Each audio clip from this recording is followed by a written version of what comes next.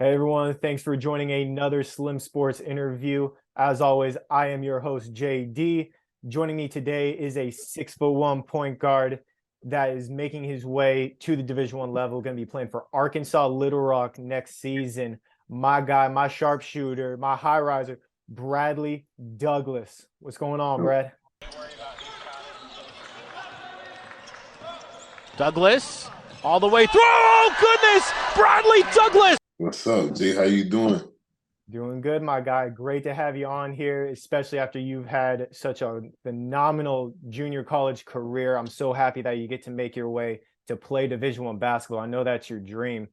Talk to me real quick about your time at the junior college level these past 3 years between Santa Fe and FSW. What has that meant to you, and how do you feel like that has gotten you ready for the Division One level? My first 2 years, my first year was a COVID year at Santa Fe. I had a good year. So I averaged 15 points my freshman year. I was first team all conference. I had a good freshman year. Then our second year came around at Santa Fe. I was first team all conference again. I averaged like around the same thing. But we won our conference and I won player of the year that year. So I had a good second year at Santa Fe, and then recruitment was kind of slow, and I thought it was time for I needed a new location, so I got my release papers from Santa Fe, started talking to Coach Murph and a few of the players, and I decided with my parents that FSW was the best place for me, so I transferred over here down south. You know what I'm saying? Came down here with you guys, and we had our year didn't end how we wanted it to, but I appreciate the experience, getting to meet everybody. It's just something new for me.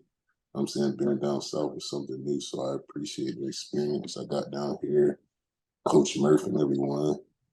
And yeah, it was. I liked it. My JUCO experience has been rocky, but it's been good. I liked it.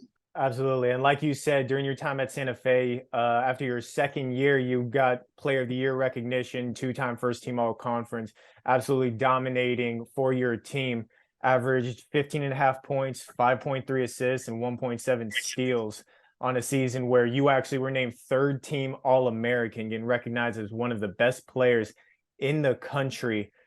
Talk to me about that accolade. I know we always joke about, you being that All-American. What did that mean for you personally to get that kind of recognition?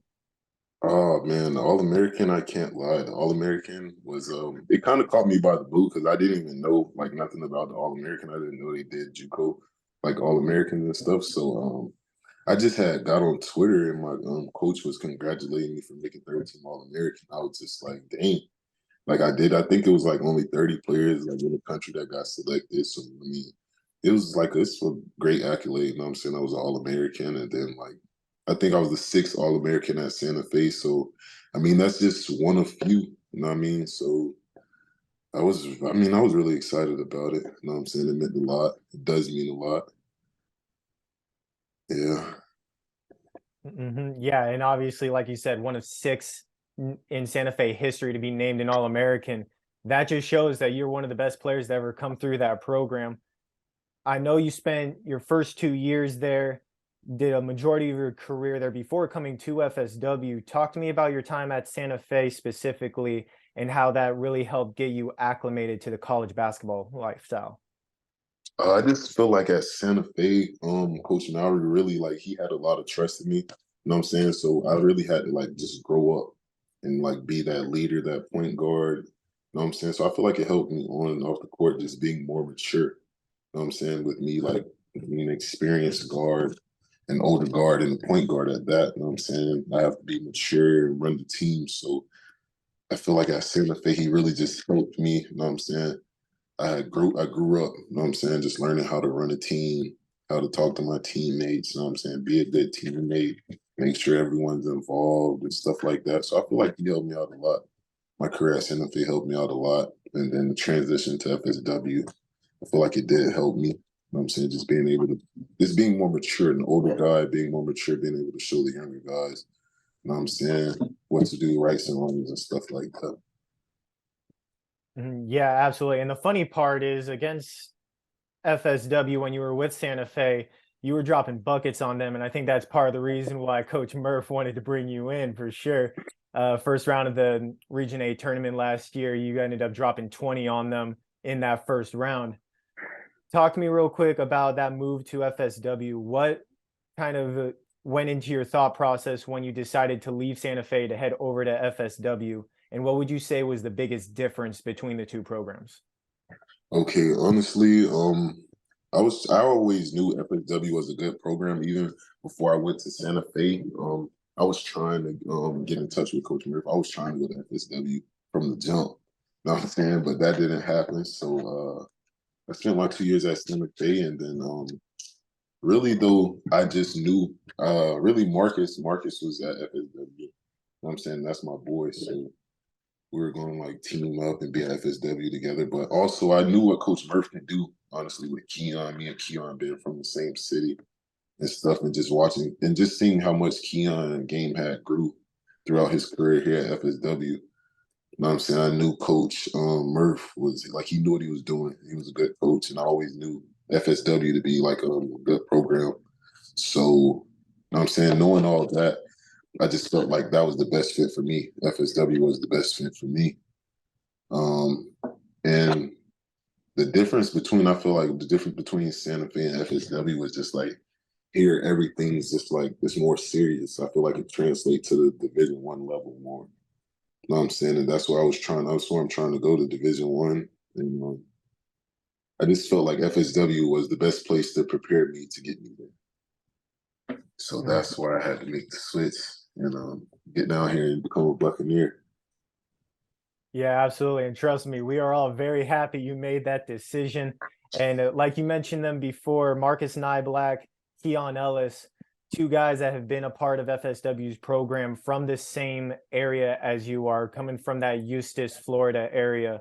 Keon Ellis, of Yeah, course, is now in the NBA with the Sacramento Kings. Marcus Nyblack, he's going to be playing Division I basketball just like you. He's going to Jacksonville next year. Talk to me yeah. about what it means for yourself to be coming from that Eustis area and being a part of one of those Eustis greats. Marcus is from Leesburg too. Marcus is from Leesburg. I'm from Eustis, but we're all from the same county area, like you said. But what'd you say? What was your question again? What does it mean to you to be from that area, be among those greats to have made it out of your city? Uh, I mean, it means a lot. You know what I'm saying? Not too many people make it out like basketball is where I'm from. So even with Keon, you know what I'm saying? He's in the NBA now. That's major. That's major for the city. You know what I'm saying? That's big. My high school coach, he went to DePaul. You know what I'm saying? So he was the #1 player in the state at the time back in his day. So I mean, it means a lot. You know what I'm saying? To be one of the select few from Eustis to like, you know what I'm saying, make it this far. You know what I'm saying? Playing basketball. So I mean, I know it means a lot. And it's just a blessing, honestly, to be able to make it this far from Eustis, just to be able to come this far from where I'm from. It means a lot. Absolutely. And I know you mentioned it before how FSW, when players go there, next thing you know, they're at the Division I level and they're succeeding there also. It translates really well. That's what, and I know you know this very well because you and Jordan Mitchell made it a saying, the FSW way. It Yeah. started off as a graphic that that me and some of the coaches put together, but you guys really took that to heart. And after every practice, after weights, during games, you guys were saying the FSW way. Talk to me real quick about what that means to you. How do you think the FSW way really helps these players translate to that next level? I mean, the FSW way, like, I mean, we were all at camp in Atlanta, but I mean, the whole summer from the day we got here, everybody was putting in work. You know what I'm saying? We were putting in work day in, day out, going hard. You know what I'm saying? So it was just like the FSW the way. Like, this is what we do. You know what I'm saying? We put in work, we work out, we go perform at a high level. You know what I'm saying? So, like, that's really just like the FSW way. Like, this is what we do. This is FSW. And we were all out there in Atlanta and we all were doing good at the camp. So it's just like FSW way. You know what I'm saying? This is us. We're here, FSW. So yeah, the FSW way. Absolutely. And you got to play alongside a lot of great talent at FSW this past year. 3 others have already signed. Jadrian Tracy, he's heading off to Oregon in the Pac-12. You got Yeah, Alan great. Unamadu going to Morgan State, and then of course our guy Tyson Brown, he's going to Rhode Island. You guys this season went 20-9 overall. You yourself, you averaged 14 points a game, 3.2 assists, a steal and a half. Got named FCSAA All-State for the second straight year. All conference first team again. Nothing new for you. That's the third straight time you've made that accolade. And you had a couple of 30 balls this season against number 3 Salt Lake, one of the toughest teams in the country. You dropped 30 on them at their place. And then to start off conference play at home, you dropped 32 against Indian River to help FSW get a win over their conference rival.